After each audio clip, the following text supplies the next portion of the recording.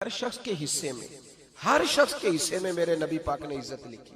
हर शख्स के हिस्से में रसूल पाक ने वकार, रिश्तों को हुजूर ने इतना मजबूत कर दिया, इतना मजबूत कर दिया कि रिश्ते रिश्ते नहीं दर्द बन गए। माँ का नाम आता है तो आंखों में आंसू आ जाते हैं ना, माँ का नाम आता है तो दिल तड़पता है ना। यार ये इनकलाब है जो मिलाद वाले रसूल ने बर्पा किया। वरना हजरत तारिक इब्ने अब्दुल्ला कहते हैं मैं हुजूर के ऐलान नबुव्वत से पहले भी मक्के आया था। आप फरमाते मैंने एक बूढ़ी औरत को, एक नौजवान को गले में रस्सी डाल के घसीट के ले जाते देखा, तो मैंने उससे कहा कि ये क्या कर रहे हो, कौन है ये बीबी, क्या मसला है? तो वो कहने लगा जी मेरी अम्मा है, बूढ़ी हो गई है, किसी काम की नहीं रही, तो बेचने जा रहा हूं। चलो किसी के बर्तन जब मांजेगी तो मेरे तो पास कुछ नफा आएगा ना बेचने। ये दास्तानें नहीं। अभी भी जिन लोगों की तबीयत सख्त होती है वो कत्ल नहीं कर देते माँ बाप को। वाकया सुने ना आपने कि अब्बा मेरे नाम जमीन नहीं कर रहा तो मार दिया। जब कलेजे सख्त होते हैं तो काम हो जाता है। एक तरफ वो मंजर था और एक तरफ ये मंजर है कि हजरत हलीमा सादिया रदी अल्लाह ताला अन्हा, उनका नाम नहीं है हजरत हलीमा का मुस्लिम शरीफ में, वो इमाम जुरकानी ने लिखा है, वरना मुस्लिम में ये रवायत अपने असल अंदाज में मौजूद है। हजरत अबू हुरैरा रदी अल्लाह ताला अन्हु फरमाते हैं कि जनाब हलीमा बूढ़ी औरत, सादी औरत। अगर आप कभी मुआशरती लिहाज से हजरत हलीमा का अंदाज देखेंगे ना, तवज्जो है मेरी बात पर, समझ आ रही है आप हजरात को?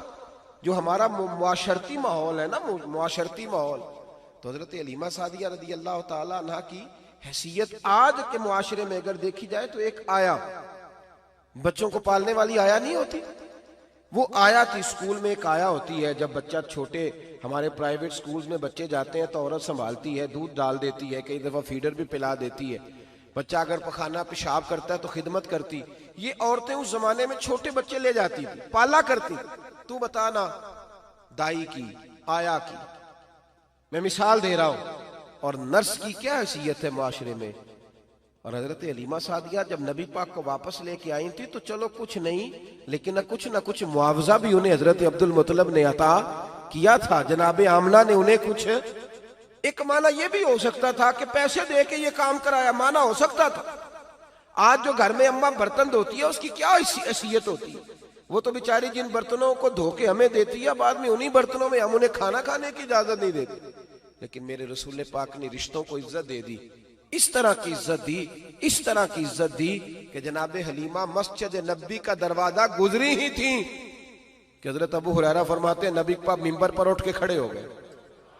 रसूल पाक खड़े हुए, नबी पाक। मैं कभी कभी ये रवायत देखता हूं तो मेरा दिल करता है मैं अपने आप से पूछूं, मेरा दिल करता है मैं अपने यारों दोस्तों खुतबा से, वाइजीन से, पीरों से, मशाइख से पूछूं कि तू भी बता, जब तू शागिर्दों को पढ़ा रहा होता है और तेरे अब्बा जी आते हैं तो तू कभी उठ के खड़ा हुआ है? अपने जैसे लोगों से, अच्छे उलमा की बात नहीं करता, कभी सवाल करो। ये बड़ा मुश्किल काम होता है, बड़ा मुश्किल कि आलिम दीन तकरीर कर रहा, वालिद आ जाए, बंदा उठ के खड़ा हो। लेकिन रसूल पाक ने इज्जतें दी, वकार दिया। जनाब हलीमा दाखिल हुई तो हुजूर मिंबर पे खड़े हुए और इतनी तेजी से हुजूर आगे बढ़े, अपनी चादर को उतारा और फिर मेरे रसूल ने जमीन पे बिछाया और फिर हजरत हलीमा सादिया बैठ गई। और जनाब अबू हुरैरा फरमाते जितनी देर नबी पाक उनके सामने बैठे रहे, अत्तहियात की हालत में बैठे रहे।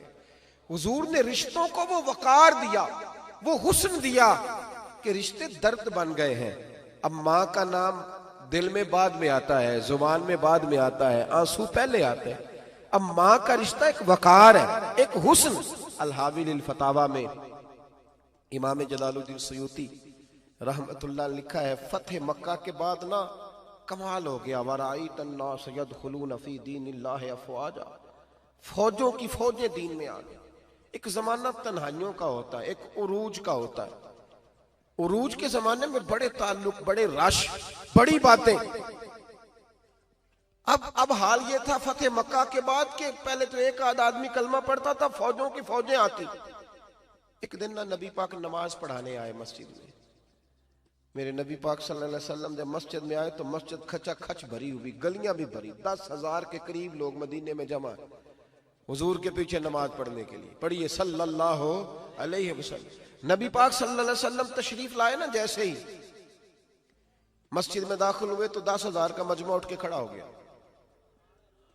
हमारे लिए लोग खड़े होते हैं तो हमारी आंखें पुरनम नहीं होती, बल्कि हम अपना हक समझते हैं। हम कहते हैं इनका बनता है खड़े होना।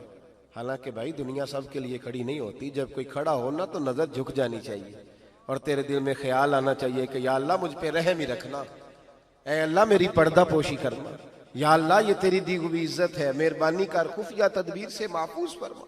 कि हमें एहसास नहीं होता इल्ला माशाअल्लाह। अल्लाह के महबूब दाखिल हुए तो 10,000 का मजमा खड़ा हो गया।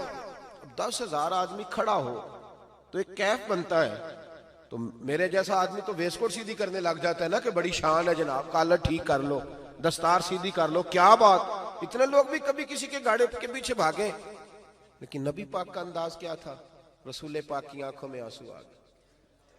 10,000 आदमी खड़ा हुआ, हुजूर रो पड़े और इतना रोए कि जनाब अबू हुरैरा रदी अल्लाह ताला अन्हु फरमाते हैं कि मैंने नबी पाक के सीने से आवाज निकलती देखी। जब आदमी ज्यादा रोता है तो सीने से आवाज आती। हुजूर रोए कि सीने से आवाज आई। आप फरमाते हैं फिर हुजूर ने आंसू पूछे, फिर नमाज मुकम्मल हुई। जब लोग चले गए तो हज़रत अबू बकर सिद्दीक उठ के करीब गए, कहा या रसूल अल्लाह सल्लल्लाहु अलैहि वसल्लम, आज कोई वजह नहीं थी रोने की, आप आए हैं और रोना शुरू कर दिया। तो मेरे महबूब फरमाने लगे, आज जब मैंने अपनी वो शानें देखी, वो मकाम देखा, तो मुझे अपनी अम्मा की याद आ गई। माँ की याद, रिश्तों को वो इज्जत दी, वो वकार दिया, वो हुस्न दिया। कहाँ नमाज के लिए लोगों का खड़ा होना और कहाँ अम्मा की बात छेड़ देना। मेरे हबीब फरमाने लगे, मुझे अपनी अम्मा आमिना की बात याद आई।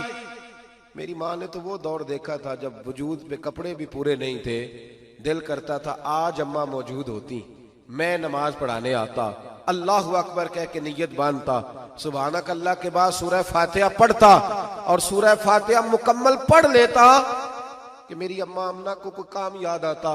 वो पर्दा सिरका के कहती, बेटा मोहम्मद मेरी बात तो सुनना। तो महबूब फरमाते, अल्लाह की इज्जत की कसम मैं नमाज छोड़ देता, पहले माँ की बात सुन के आता, मैं छोड़ देता नमाज।